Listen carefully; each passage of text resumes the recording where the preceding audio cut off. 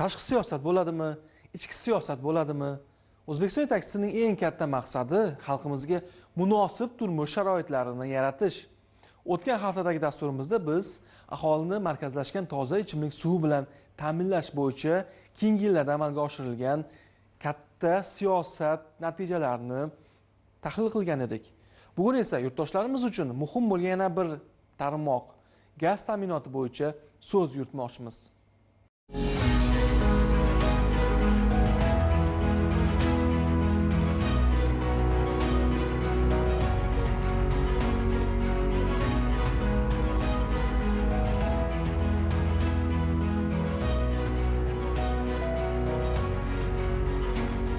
Aholini uzluksiz va xavfsiz tabiiy hamda suyultirilgan gaz bilan ta'minlash energetika tarmog'idagi muhim yo'nalishlardan biri. Shu bois bu masala har doim Prezident Shavkat Mirziyoyev e'tiborida. Agar raqamlarga qaraydigan bo'lsak, bugungi kunda mamlakat miqyosida jami 4 million 500 mingdan ziyod aholi xonadonlariga tabiiy, 3 million 800 mingga yaqin aholi xonadonlariga suyultirilgan gaz yetkazib berilmoqda.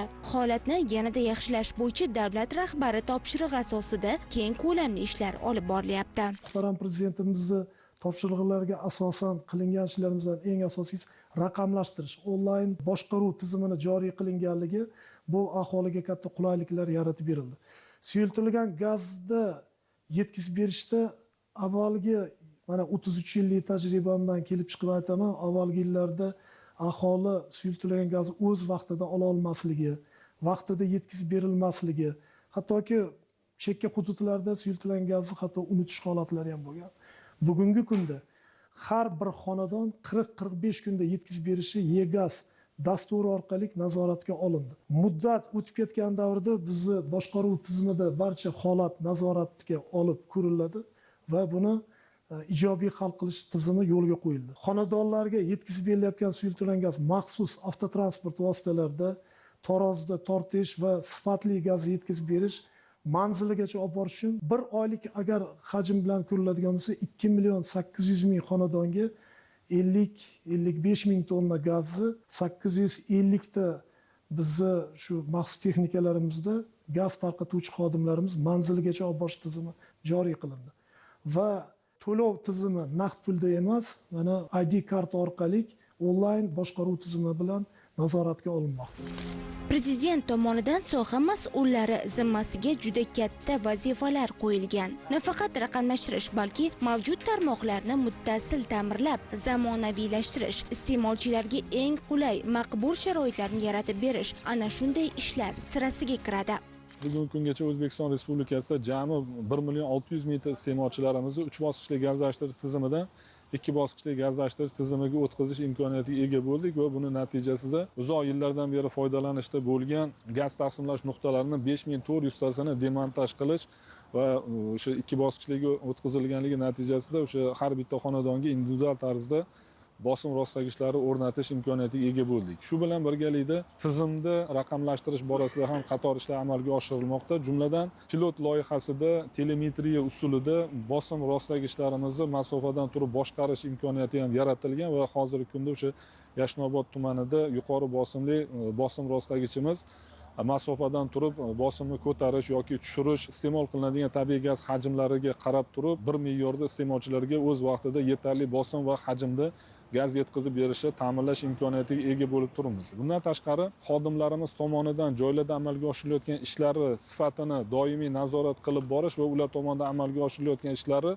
dasturiy ta'minot yordamida nazorat qilish imkoniyati yaratilgan. Dasturiy ta'minoti Argis dasturi orqali yo'lga qo'yilgan va bugungi kunda har bitta chilangarlarimiz gaz taqsimlash nuqtalariga xizmat ko'rsatish vaqtidagi kirish va chiqish bosimlari, shuningdek tarmoqlarimizni ko'zdan kechirish vaqtidagi barcha holatlarni onlayn tarzda dasturga yuklash va aniqlanadigan avariyaviy holatlarni barvaqt aniqlash va ularga chora ko'rish imkoniyati yaratilgan.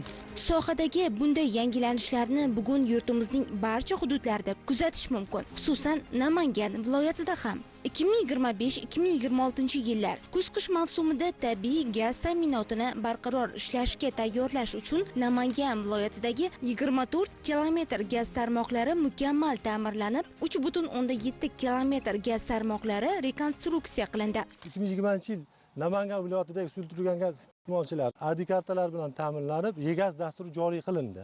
Ya'ni raqamlashtirildi. Bunday yangilanish natijasida ta'minotchi iste'molchi o'rtasida naqd pul ko'rinishiga barham berildi. Bugungi kunda Namangan viloyatida suyultirilgan gaz iste'molchilariga temir yo'l orqali vagon shestrinalari suyultirilgan gaz bilan ta'minlab kelinmoqda. 89 ta maxsus avtotransportlar orqali mahallabay tartibda iste'molchilarga xavfsiz suyultirilgan gaz bilan ta'minlanmoqda. Shu o'rinda alohida ta'kidlashim joizki, davlatimiz rahbarining Namangan viloyati Norin tumani Yangi Namangan mahallasiga tashriflari chog'ida Namangan tajribasi misolida yangi loyiha joriy qilindi. Norin tumani Yangi Namangan mahallasida 1069 ta suyultirilgan gaz iste'molchilari mavjud bo'lib, bugungi kunga qadar 300 ta suyultirilgan gaz iste'molchilariga maxsus qutilar o'rnatilib, temir trubalar ishlar montajlari yakunlandi. Bu ishlarimiz bosqichma-bosqich davom etyapti. Buning natijasida aholi iste'molchilarimizga xavfsiz suyultirilgan gaz bilan ta'minlab kelinmoqda. Umuman olganda sohadagi yangilashlar faoliyatimizni yangi bosqichga ko'tardi. Prezidentimiz Norin tumani Sho'roriq mahallasiga kelib, yangi Namangan mahallasi deb nom qo'ydilar. Umuman xalq uchun katta imkoniyatlar yaratilyapti. Mana gaz ta'minoti gapirsak, gazdan kelib hamma sharoitni yaratib bolalarni hattoki uylarimizga olib kelib o'rnatib beryapti. Mana bunday maxsus qutilar qurib, sharoitda hammasini o'zlari ko'rib, o'zlari qurib, yaxshilab berdi. Oldinlari gaz yo'q. Gaz bo'ladigan bo'lsa, balonni viloyat tumanlarga olib borib, almashtirib kelinardi. Agar bo'lmasa, gazsiz o'tirardik, o'choq o'tyaq. Mana shu prezidentning yaratib bergan shu sharoitlarni ko'rib, ichimdan xursand bo'lib prezidentimizga rahmatlar aytamiz. Bunday katta o'zgarishlarni Buxoro viloyati misolida ham ko'rish mumkin. 2025-yil mukammal ta'mirlash va rekonstruksiya qilish manzilli dasturiga asosan bugunga qadar hudud bo'yicha 100 ga yaqin mahallalardagi 122 kilometrdan ortiq gaz quvurlari rekonstruksiya qilindi. 7 kilometrga yaqin gaz quvurlari mukammal ta'mirlandi. 500 kilometrga yaqin gaz quvurlarining holati tekshirilib, havo bosimi yordamida tozalandi. 77 dona gaz taqsimlash qurilmalari mukammal ta'mirlandi. Mana keyingi shu 4-5 yilda Xudoga shukr biz o'sha sovuqda gaz o'chib qolsa nima qilamiz, svet bo'lmay qolsa nima qilamiz degan muammo yo'q, bunaqa tashvish yo'q. Bu nima uchun bunaqa tashvish yo'q? Chunki davlatimiz rahbari, mutasaddi rahbarlar bu sohani qattiq nazoratga olganlar. Mana shu Buxoro shahrida mana shu qishki kuzgi mavsumga tayyorlab barcha ishlar amalga oshirildi. Ayniqsa gazni va svet bilan uzluksiz ta'minlash ishlari juda yaxshi yo'lga qo'yilgan.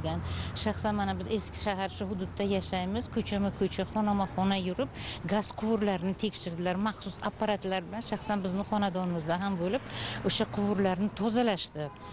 Va qishki mavsumga qay darajada tayyor ekanligini ko'rib nazorat qilib ketdi. Bu albatta xalqni g'amini yeydigan, xalqni farovonligi uchun qishga shu sovuq kunlarda bir noqulay holatlar bo'lib qolmasligi uchun tayyorgarlik juda baquvvat ketyapti. Biz xursandmiz. Mulohazalarimizni Xorazm viloyati misolida davom ettiradigan bo'lsak, bugungi kunda bu hududda ham gaz ta'minoti borasida katta ishlar boshlangan. Ayniqsa avtomatlashtirilgan mahalla iste'moli nazorati va hisobot balansini yurituvchi innovatsion gaz taqsimlash punktlari joriy etilayotgani voha aholisiga keng qulayliklar paydo qilmoqda. Oldingi tizimda gazimiz bir ko'tarilib ketaradi, bir pasayib qolaradi, gaz o'chib qolaradi. Kechki vaqtlarda ovqat pishirish, kelalar o'zlarimizga ham qiyin bo'lgan. Ishdan kelib ham pishirish uchun o'choqqa chiqqanmiz, gaz ballonlari borlar, gaz ballonlarda pishirgan. Ovqat pishirmagan oilalar ham bo'lib qolgan shu vaqtlari to'g'risi. Endi hozir yaxshi, hamma yerga bir xil tekis gaz yetkazilib turibdi. Shu ishlarni yo'lga qo'yib bergani uchun prezidentimizga ham rahmat. Muxtasar aytganda, mamlakatimizda gaz ta'minoti uzluksizligini ta'minlashda katta ishlar boshlangan. Davlatimiz rahbari e'tibori bilan aholiga bu borada barcha yengilliklar yaratilib, ham resurslarni tejash, ham imkoniyatlardan yanada samarali foydalanish bo'yicha salmoqli natijalarga erishilyapti. Tarixiy hafta voqealiklarini tahlil qila turib anglash mumkinki, ichki siyosatda ham, tashqi siyosatda ham faxrlanishga arzigulik muvaffaqiyatlarimiz ko'payib boryapti. Ko'z tegmasin. O'zbekiston yetakchisining inson qadrini ulug'lash, xalqimizni rozi qilishga qaratayotgan ichki siyosati, xorijiy sheriklar bilan uzoq muddatli va keng qamrovli munosabatlarni yo'lga qo'yishga bag'ishlangan tashqi siyosatining real natijalari ko'payaversin. Siz Tahlilnoma dasturini tomosha qildingiz. Ko'rishguncha salomat bo'ling.